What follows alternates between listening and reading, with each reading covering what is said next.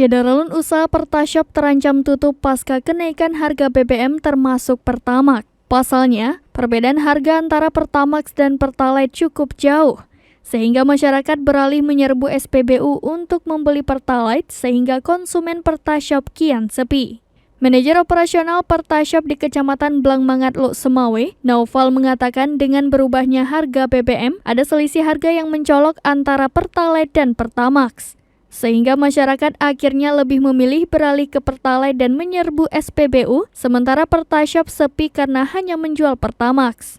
Selain itu, sambung Naufal, ada informasi yang ia terima bahwa ada salah satu usaha Pertashop di kawasan Kecamatan Banda Baru, Aceh Utara yang sudah tutup.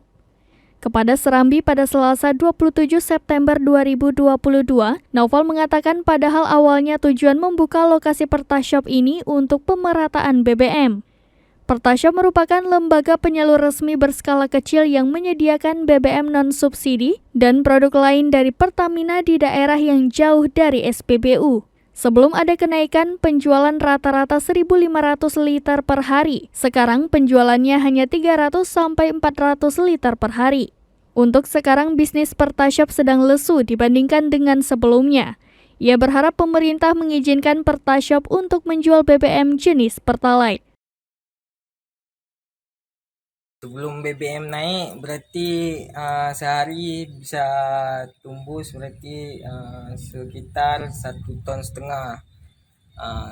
Semenjak akhir naik lagi BBM ini menurun penjualannya sampai 500 sehari. 500 liter.